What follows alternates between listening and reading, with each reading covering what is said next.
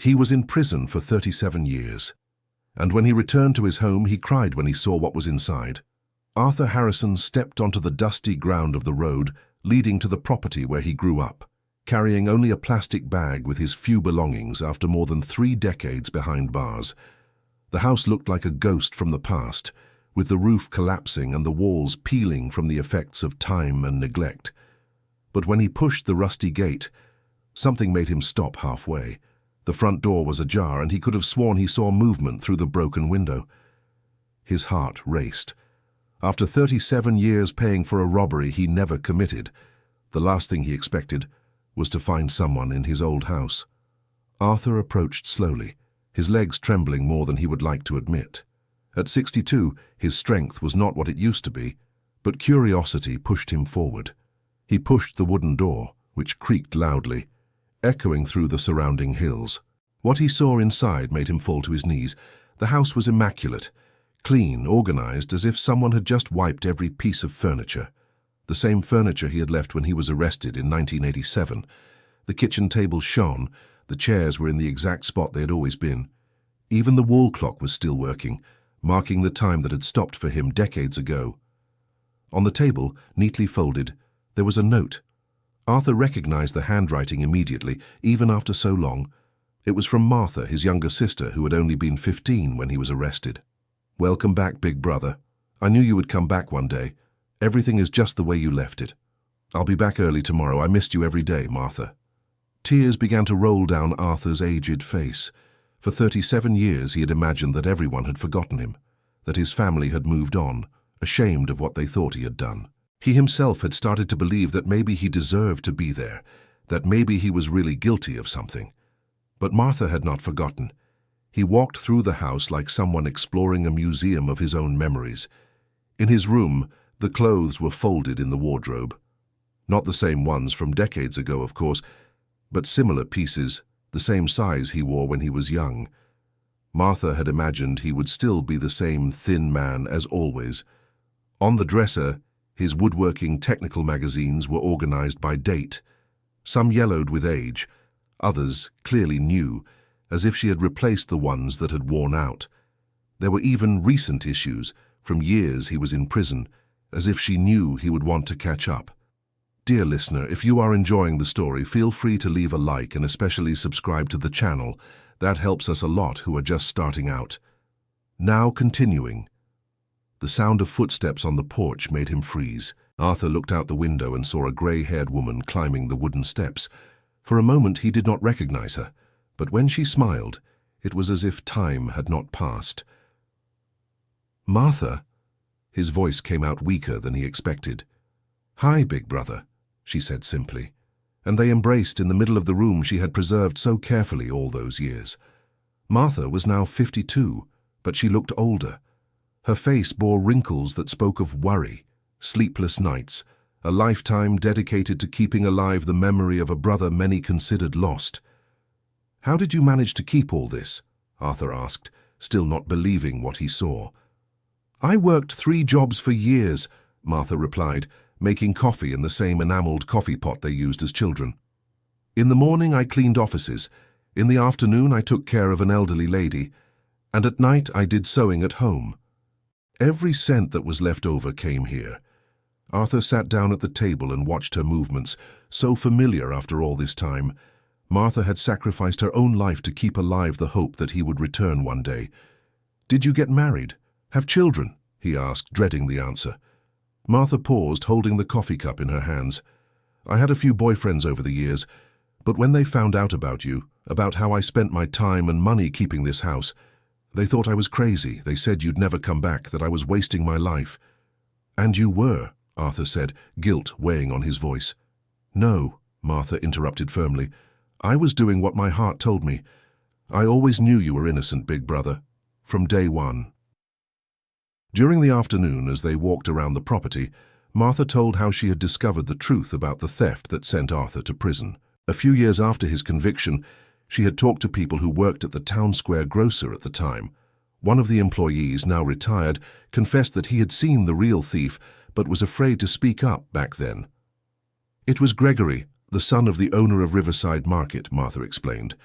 He stole the money to pay off gambling debts, but since his father had influence in town, they managed to pin the blame on you." Arthur stopped walking. For 37 years he had wondered why he was paying for something he didn't do. The answer was simpler and crueler than he imagined. He had just been a convenient scapegoat. "Did you try to prove my innocence?" he asked. "I tried," Martha sighed. "I looked for lawyers, gathered statements, but no one wanted to touch the case. Gregory died 10 years ago in a car accident, and his father always denied everything. Without solid proof, there was nothing to do." That night, Martha showed Arthur the attic of the house. There, hundreds of letters she had written to him over the years were stored, but never sent. Each one told about her life, her postponed dreams, her hopes and fears. 1995. Dear Arthur, I got a better job at the fabric mill. Now I can buy new paint for the walls of your house. I chose the same blue you always liked. 2001, Big Brother. Today marks 14 years since you left.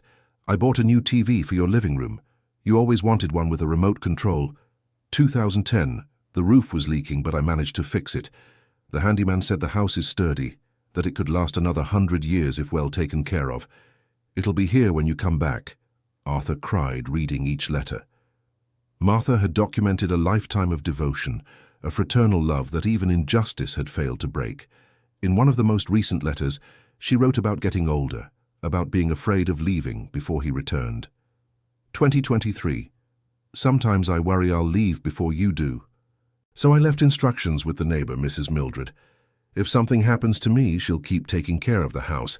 I won't let our family fade from memory.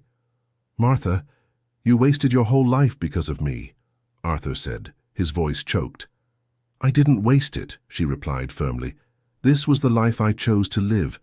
You're my family, Big Brother, and family you don't abandon no matter what. The next morning, Arthur woke up in his own bed for the first time in nearly 4 decades. The mattress was new, but the feeling was familiar. Martha had even kept the same type of sheets he used in his youth. During breakfast, she told him about the routine she had kept for 37 years. Every Sunday, she came to the house for a thorough cleaning. During the week, she spent a few afternoons watering the garden and checking that everything was in order.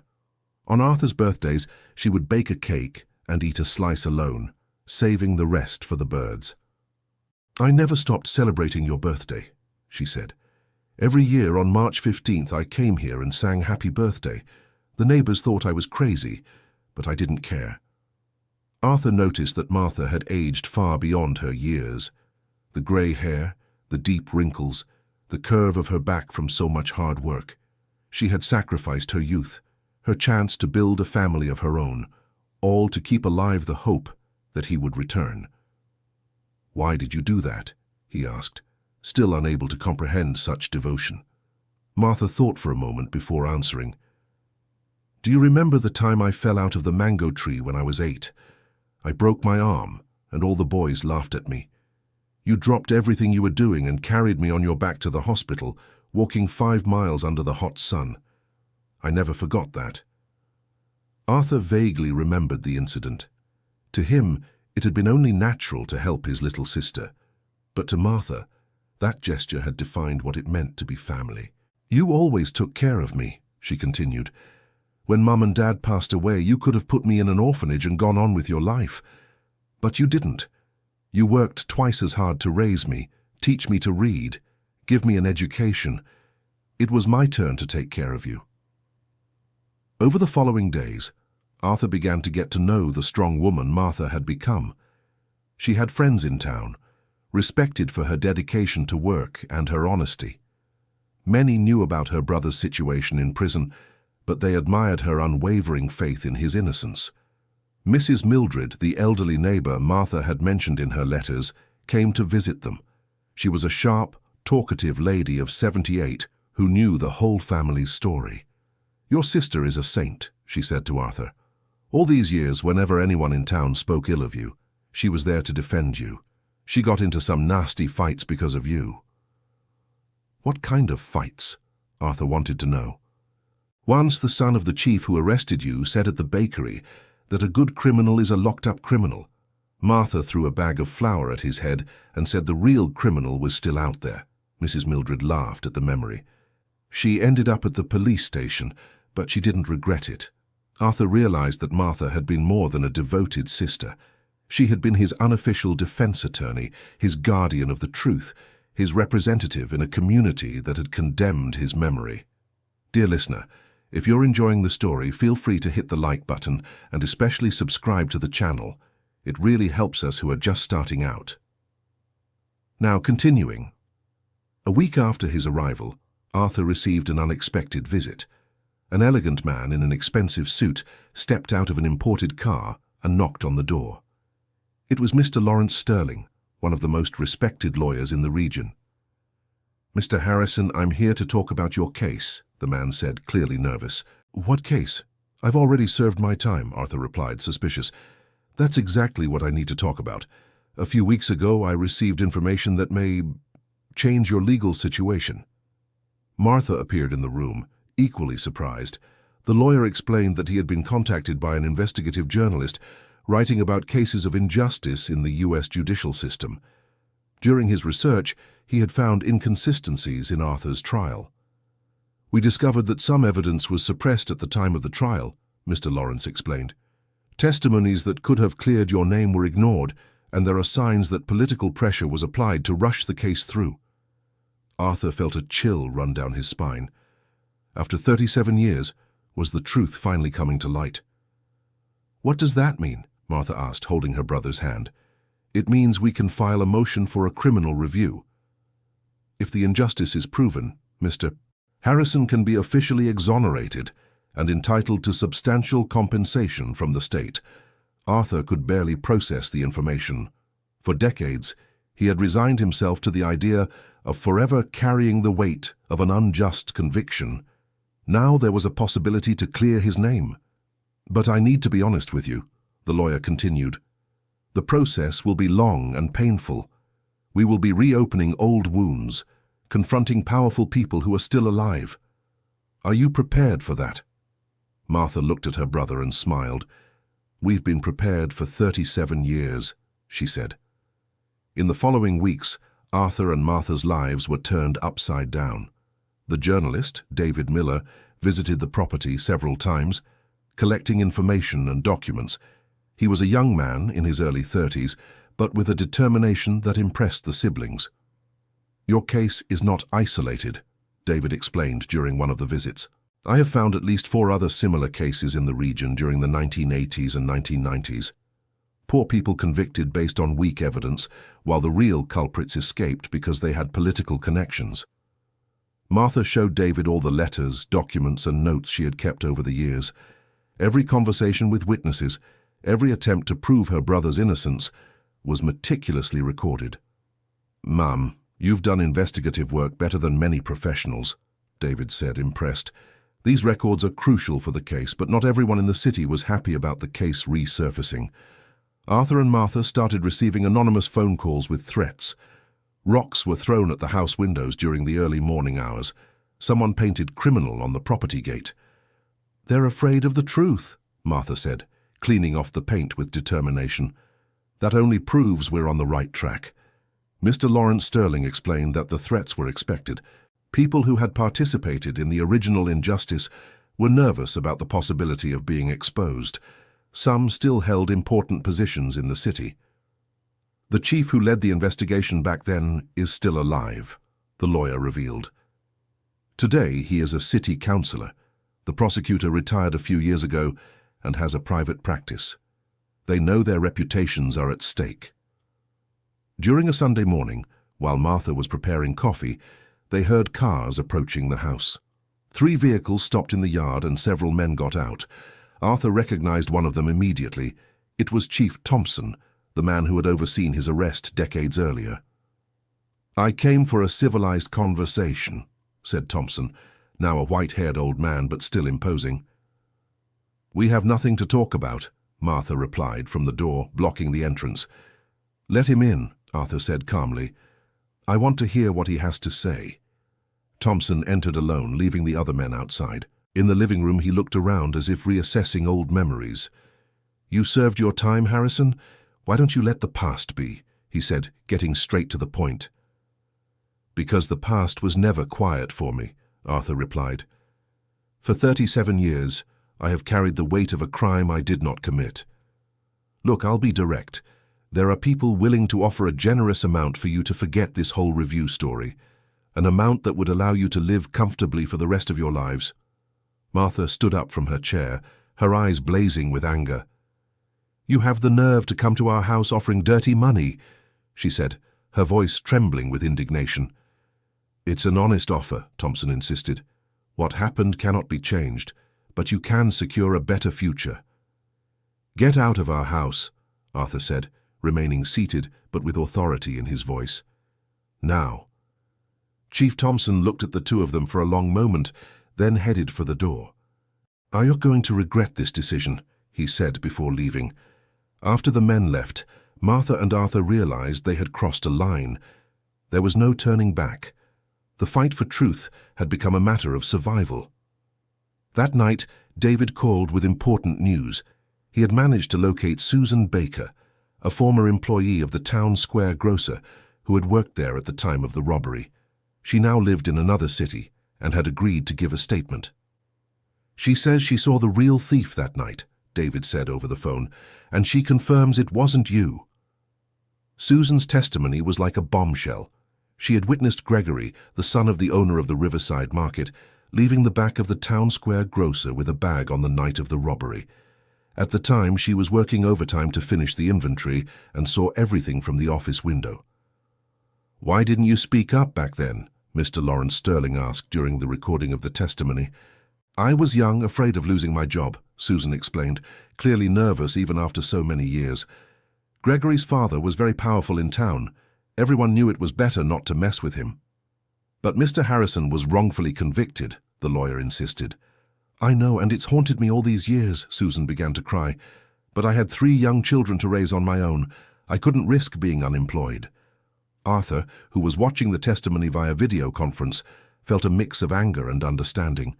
Susan had made a terrible choice, but a human one.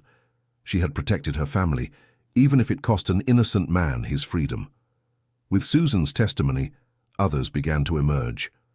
Retired employees of the town square grocer, who no longer feared retaliation, started speaking up. An accountant admitted he had been pressured to alter the financial records to exaggerate the amount stolen, making the crime more serious. They said it was to teach the town's thieves a lesson, he explained. We didn't know we were going to ruin an innocent man's life. The secretary of the prosecutor from back then, now a retired woman, revealed she had seen her boss burning documents the night before Arthur's trial. It always seemed strange to me, she said, but back then no one questioned the decisions of their superiors. Each new testimony was a piece of the puzzle that proved what Martha had always known. Arthur had been the victim of a conspiracy to protect the real culprit. David published the first article in the series about the case, and the response was immediate. The local newspaper published an outraged reply, defending the integrity of the authorities involved. But on social media, the story went viral, with thousands of people expressing outrage over the injustice Arthur had suffered. Public pressure forced the authorities to act. The district attorney's office announced the opening of an investigation into irregularities in the case. The criminal review process was expedited, but the exposure also brought negative consequences. One night, Arthur and Martha woke up to the smell of smoke. Someone had tried to set fire to the barn behind the property. Luckily, the rain overnight had put out the fire before it spread.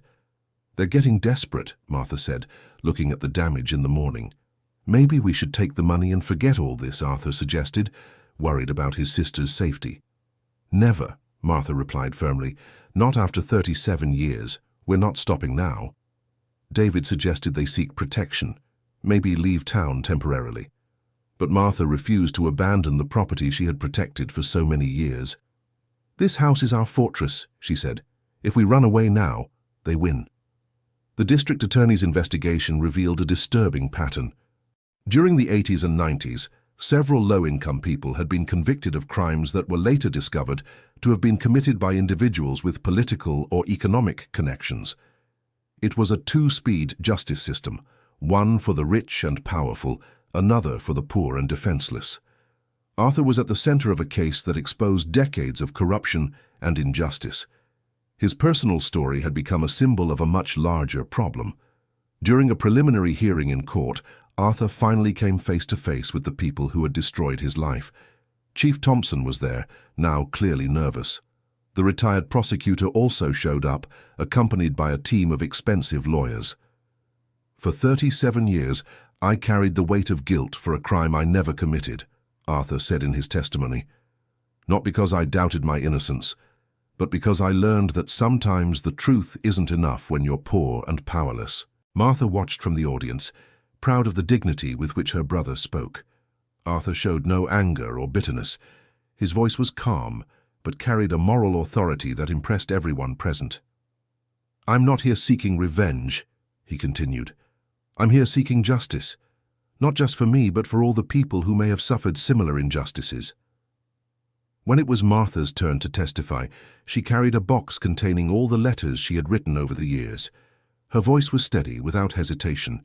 "My brother was convicted by a system that decided it was easier to blame a poor man than to properly investigate a rich one," she said.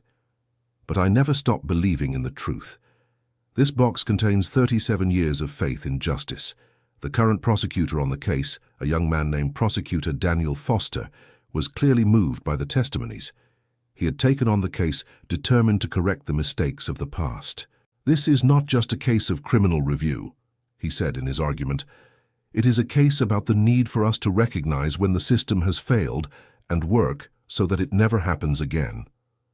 Dear listener, if you're enjoying the story, feel free to leave a like and especially subscribe to the channel. It really helps us who are just starting out. Now, continuing. During the break in the hearing, Arthur and Martha were approached by an elegant, middle-aged woman. She introduced herself as Attorney Victoria Vance, a human rights lawyer who had been following the case in the press. "I would like to offer my services pro bono," she said. "Cases like yours are exactly why I became a lawyer." Attorney Victoria brought a new perspective to the case. She had worked with international human rights organizations and knew strategies for wrongful conviction cases. "We're not just going to seek your exoneration," she explained during a meeting at the House. "We're going to make sure this case sets precedents so that future injustices are harder to happen." With the new lawyer, the legal team became more robust. Attorney Victoria gained access to files that other lawyers hadn't been able to, revealing even more evidence of the original conspiracy. One of the most important documents was found in the City Hall archives, a confidential meeting minutes held 1 week before Arthur's arrest, where local authorities discussed the need to quickly resolve the Town Square grocer case to calm the population. This minutes proves there was political pressure for a quick solution, regardless of whether it was fair, explained Attorney Victoria. That constitutes a clear violation of due process. The discovery caused a sensation in the local press. David published a special series about the document, and newspapers across the country began to pick up the story. Arthur's case was becoming national, but the national exposure also brought unwanted attention. One morning, Martha found unknown men lurking around the property. They identified themselves as interested in buying the land, but their presence was clearly intimidating. "I'll offer twice the market value," said the group's leader, a burly man with a scar on his face. "You can start a new life somewhere else." "The property is not for sale," Martha replied, keeping her calm despite the fear. "Everything has a price," the man insisted, stepping closer in a threatening manner. That's when Arthur appeared on the porch, carrying an old hunting rifle. He wasn't pointing it at anyone, but the message was clear. "I think the lady has already given you her answer," he said calmly. The men left, but made it clear they would return. That night, Arthur and Martha decided to install security cameras around the house. The situation was escalating dangerously. Attorney Victoria suggested they request official protection, but local authorities claimed a lack of resources. It was obvious there was still institutional resistance to the case. "We'll have to protect ourselves," Arthur said, "like we've always done." Martha contacted Mrs. Mildred and other supportive neighbors, organizing an informal neighborhood watch. People from the community who believed in Arthur's innocence began taking turns watching the property. "You're not alone in this," said Mr. Walter, a retired neighbor. "A lot of folks here know there was an injustice. We're with you." The community's solidarity was a relief, but it also revealed how divided the town was. There were those who supported the search for truth, and those who preferred to keep the secrets of the past buried. During a meeting at the local church, the subject dominated discussions. The priest, Father Thomas, an elderly and respected man, took a clear stand. "Truth doesn't age," he said during the Sunday sermon. "If an injustice was committed, it is our moral duty to correct it, no matter how much time has passed." His words gave courage to others to speak up. Over the following days, several witnesses who had remained silent for decades came forward to the legal team. One of the most important was Mrs. Carman, who had worked as a cleaning lady at the police station at the time of Arthur's arrest. She revealed she had overheard incriminating conversations between officers. "They talked about fixing the case," she recalled, visibly nervous. "They said the kid was perfect because he had no money for a good lawyer and wouldn't cause trouble." Each new witness strengthened the case, but also increased the pressure on Arthur and Martha. The threats intensified. One night, they found a venomous snake in the backyard, clearly placed there by someone. "They want us to give up," Martha said, watching the reptile being removed by an expert. "But we're not going to give them that satisfaction." David kept publishing reports, keeping the case in the public eye. His dedication to investigative journalism was costing him personally. He received much better job offers to stop covering the story. "Why are you sacrificing yourself for our case?" Arthur asked during one of the journalist's visits. "Because stories like yours are the reason I became a journalist," David replied. "If we don't fight for the truth, who will?" The first major hearing in the retrial was scheduled for 6 months later. During that period, the legal team worked tirelessly, collecting evidence and preparing arguments. Attorney Victoria discovered that Arthur's case was not unique in Chief Thompson's career. A search through old archives revealed a pattern of superficial investigations and questionable convictions during his time in office. "We're dealing with someone who built a career on injustices," she said during a meeting. "That makes our case even more important." The discovery led to opening a parallel investigation into other old cases. Arthur realized that his fight had become part of something much bigger, a general review of the local justice system. A week before the main hearing, Martha fell ill. The stress of the previous months, combined with the exhausting work of a lifetime, had finally taken their toll. She was hospitalized with heart problems.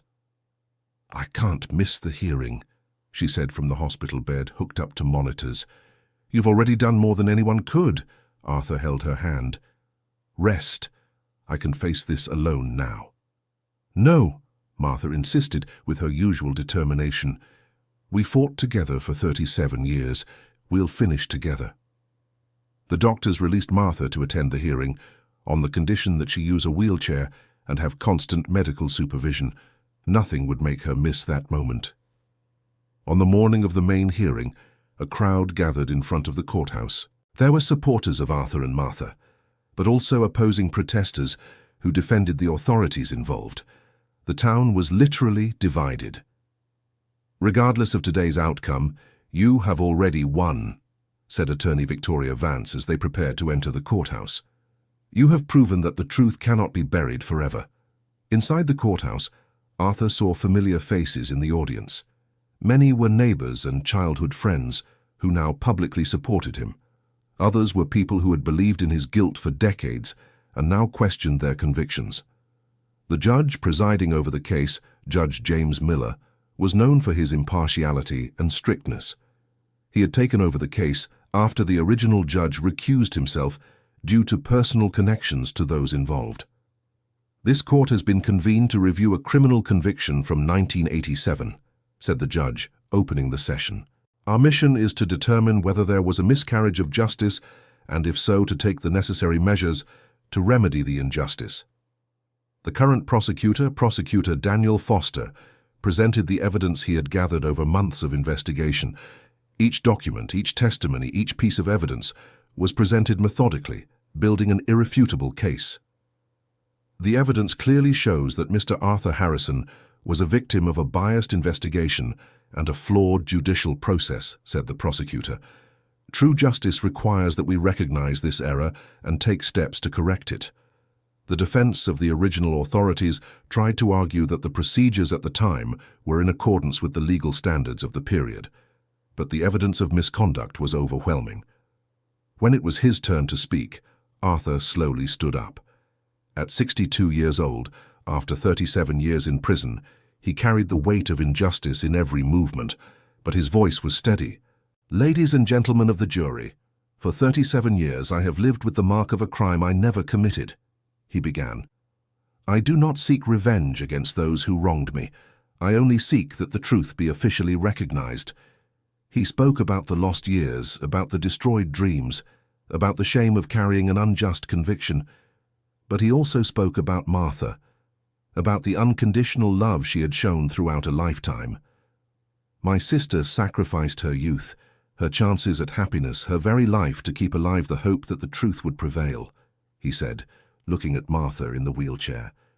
"If I am here today, it is because she never stopped believing in me." Martha tried to stand up to speak, but her physical condition would not allow it. Attorney Victoria Vance asked permission to read a letter she had written especially for that moment.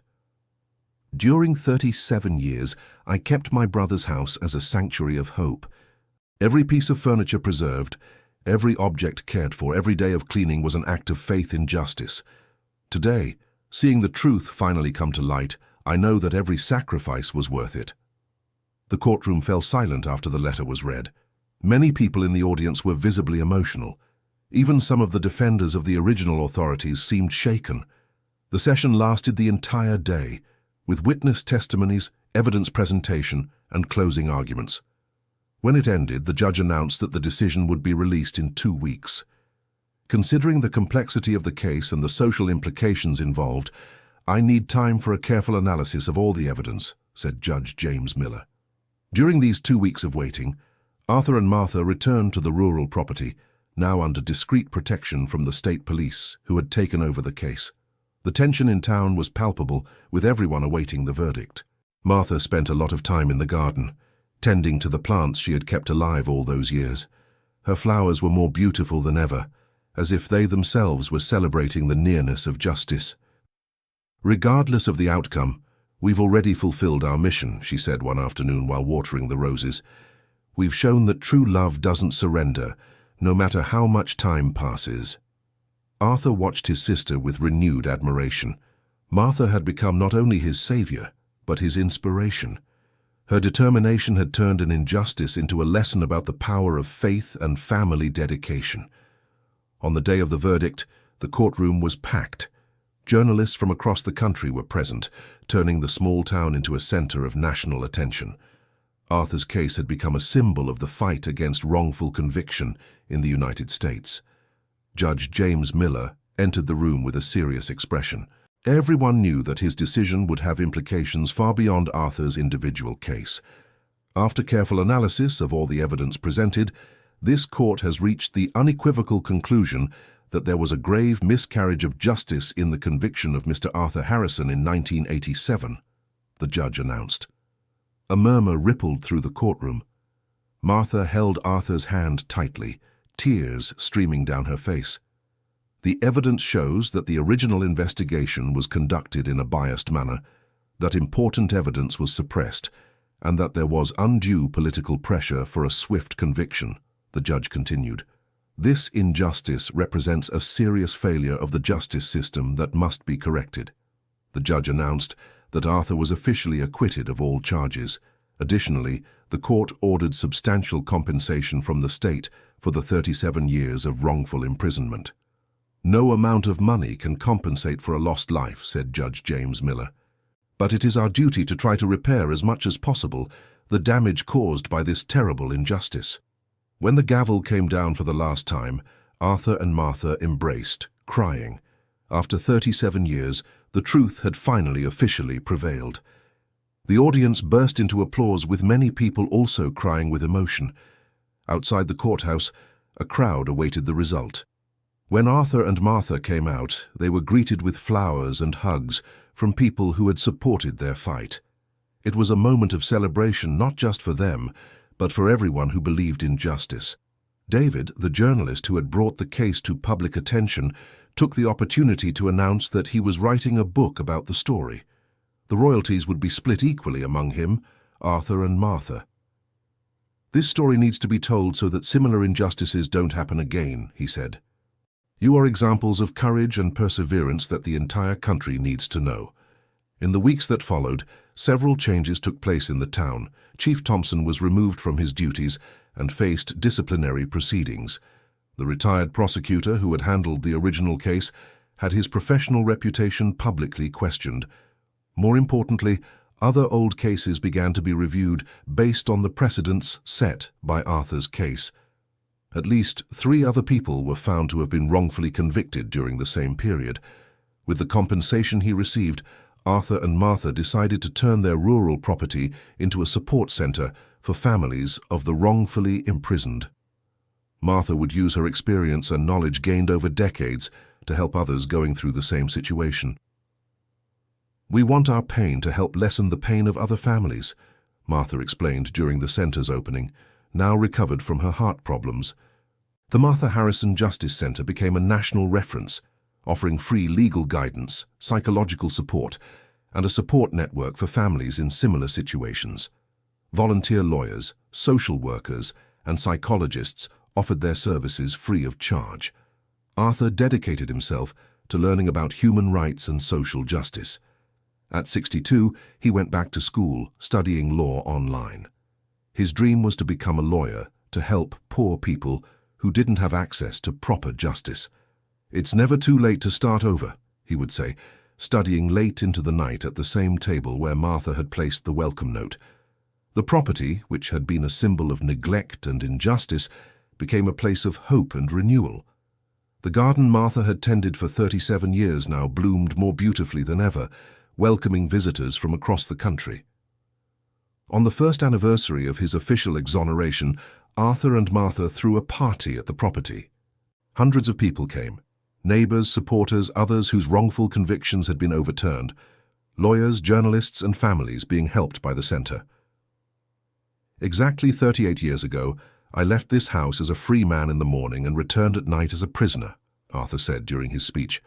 "Today I return as a free man again, but carrying a mission, to ensure the injustice I suffered is not repeated with others."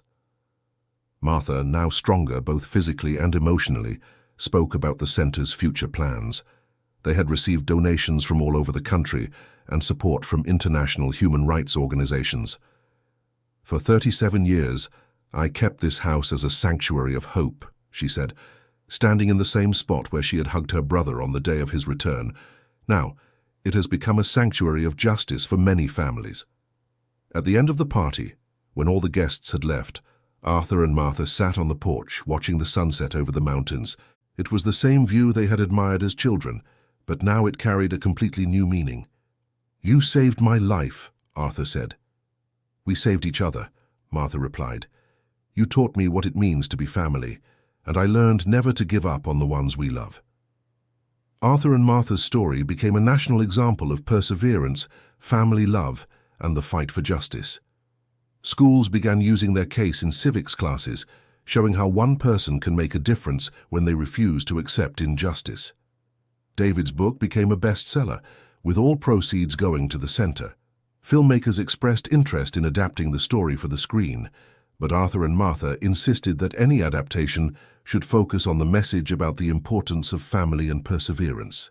3 years after his exoneration, Arthur graduated from law school at age 65, becoming the oldest graduate in the university's history. Martha, at 55, decided to study social work to further professionalize her work at the center.